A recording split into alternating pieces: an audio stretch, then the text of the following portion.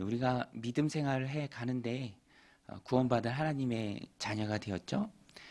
여러분, 우리 하나님의 자녀인 줄로 믿습니다. 하나님의 자녀, 하나님의 백성. 그런데 그것이 늘 말씀드리는 것처럼 종착점은 아닙니다. 출발점이죠. 하나님 자녀로서 하나님 주신 삶을 살아가는 믿음의 시작이에요. 그때부터 예수님 닮아가는 우리 하나님과 함께하는 그 믿음의 신앙생활, 천국생활 시작되는 것입니다. 그래서 우리가 예수님 믿고 구원의 감격이 우리 안에 충만하면서 우리 안에도 생기는 그런 마음들이 있어요. 그게 뭐냐면 이제는 내가 주님을 위해 뭔가를 좀 하고 싶다. 당연한 거예요. 우리도 누군가에게 은혜를 입고 그러면 또 감사한 마음도 있지만 나중엔 그것을 좀 갚고 싶은 그런 마음도 있잖아요.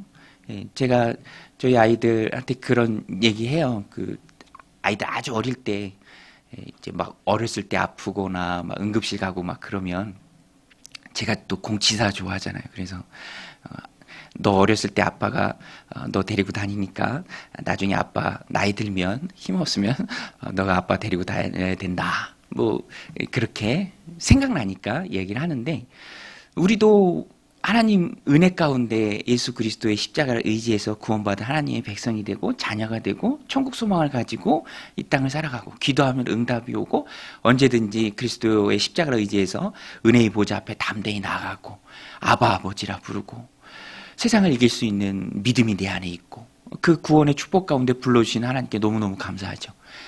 거기서 그치는 것이 아니라 이제는 일하고 싶고 주님을 위해 뭔가 해드리고 싶고 받은 은혜를 주님 앞에 이제 반응하고 싶은 그런 마음이 듭니다.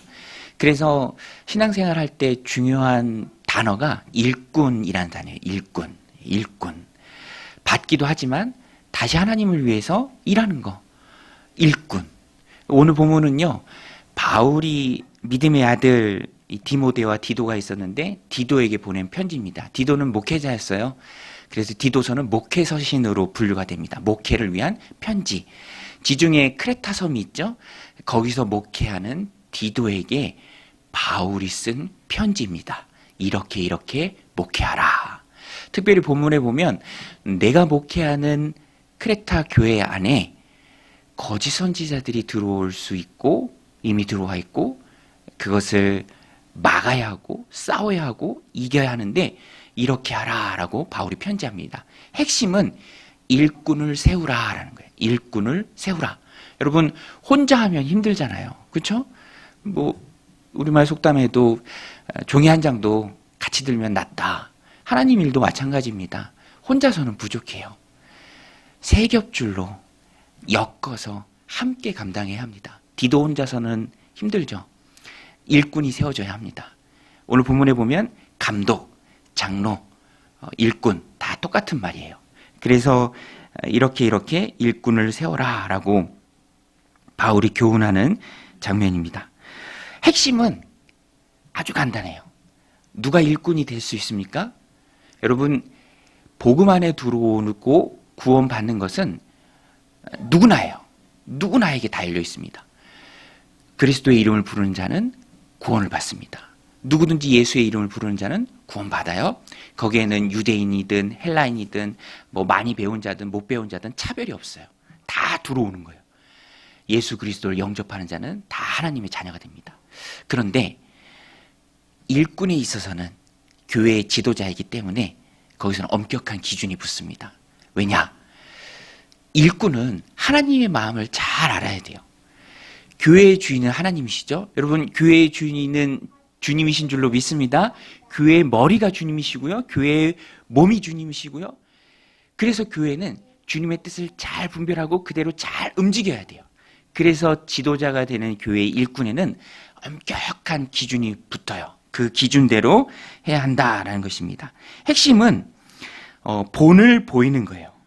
5절에 보면 내가 너를 그레에 대해 남겨둔 이유는 남은 일을 정리하고 내가 명한 대로 각 성에 장로들을 세우게 하려 함이니. 디도를 남겨둔 근본적인 이유입니다. 내가 남아서 교회가 세상의 압박에 굴하지 않도록, 세상의 공격에 무너지지 않도록 교회를 신실하게 세워가는 일꾼을 세워라. 디도야, 일꾼을 세워라. 그리고 일꾼에 될 수 있는 자격의 기준을 6절부터 쭉 말합니다. 9절까지 그 내용인데요. 우리 6절로 9절 말씀 같이 한번 한 목소리로 성경을 보면서 읽도록 하겠습니다. 시작. 책망할 것이 없고 한 아내의 남편이며 방탕하다는 비난을 받거나 불순종하는 일이 없는 믿는 자녀를 둔 자라야 할지라.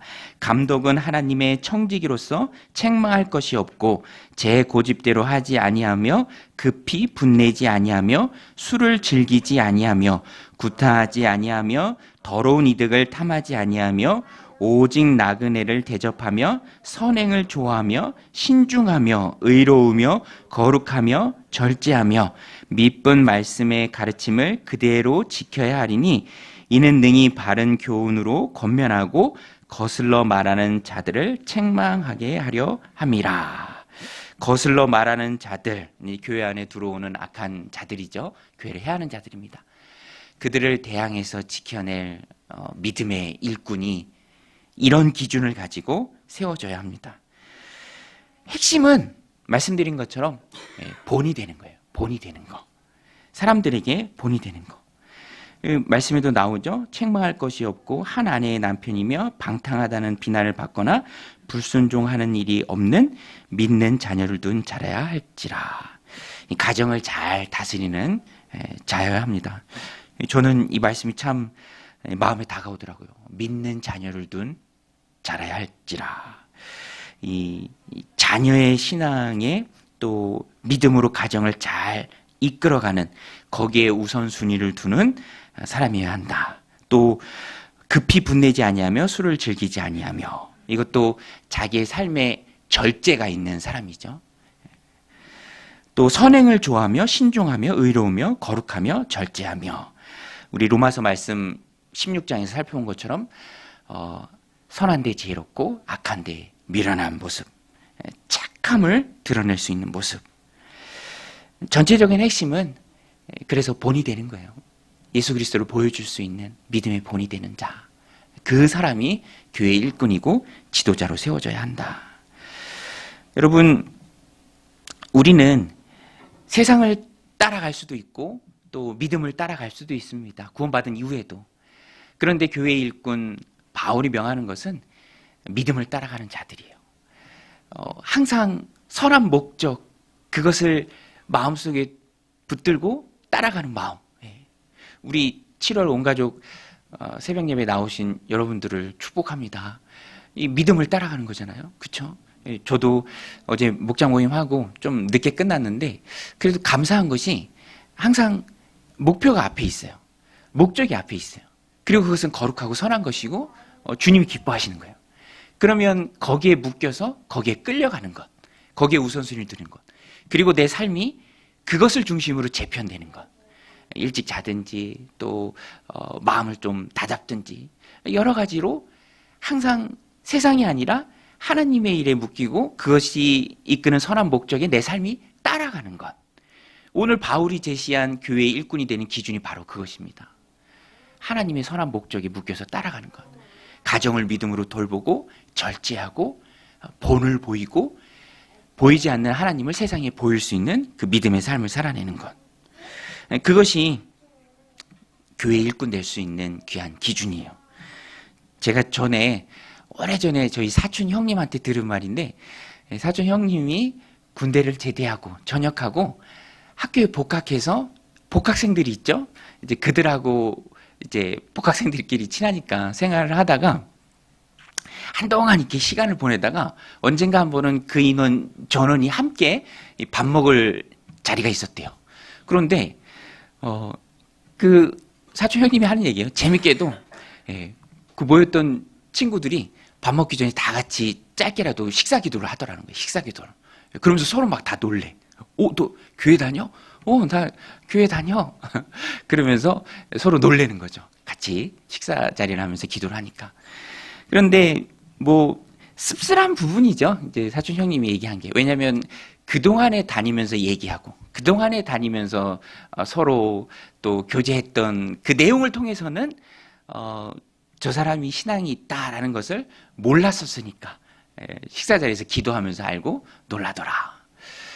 오늘 우리가 이 땅을 살아갈 때 한동안 누군가와 보낸다면, 일정 시간을 누군가와 같이 공유한다면 어느 시기가 지나서는 자연스럽게 내가 믿는 하나님이 그 사람에게 보여질 수 있는, 다르다. 오늘 말씀 핵심이 그거죠. 다르게 사는 거룩한 그 사람을 교회 일꾼으로 세우라. 굉장히 우리에게 도전이 되는 귀한 말씀입니다. 후반기를 시작하면서 7월에 하나님 우리에게 허락하신 귀한 말씀이에요. 여러분, 하나님 우리에게 주신 7월, 다르게 사시기를, 다른 모습으로 하나님을 드러내는 믿음의 삶을 살아가시기를 주님의 이름으로 축복합니다. 베드로전서 2장 9절 말씀이잖아요. 너희를 어두운 데서 불러내어 기이한 빛에 들어가게 하신 그 하나님의 아름다운 덕을 세상에 선포하는 것이 너희의 사명이다. 너희는 택하신 족속이고 왕같은 제사장이고 그의 나라된 백성이고 거룩한 소유다. 그의 소유다. 그것이 하나님을 선포하는 일에 있다. 구원은 시작이고 그 이후로 예수님 닮아가는 거룩한 삶을 통해서 본을 보이는 거예요. 그리고 그러한 자들이 교회 일꾼으로 가득히 세워졌을 때 그 공동체가 건강한 공동체, 또 세상의 공격에도 무너지지 않는 그 공동체가 됩니다. 그래서 오늘 우리는 이 말씀을 받아야 합니다. 내가 이런 일꾼으로, 이런 기준으로 살아갈 때 공동체를 힘있게 세워간다. 너무너무 귀한 말씀이죠. 오늘 이 말씀 마음에 새기고, 이미지가 아닙니다. 여러분, 이미지가 아니라 삶이에요. 말이 아니라 삶이에요. 저도 이렇게 교회에 있으면 여러분들이 교회 왔다 갔다, 이 카페에 왔다 갔다 하는데, 지난주에는 싱크대에 수전을 하나 더 만들 일이 있어요. 그래서 이제 일하시는 분이 오셔서, 설비기사님 오셔서 설치해 주는데, 나중에 이렇게 계산할 때 그분도 저한테 얘기하더라고요. 저도 여기 근처 교회 다닙니다.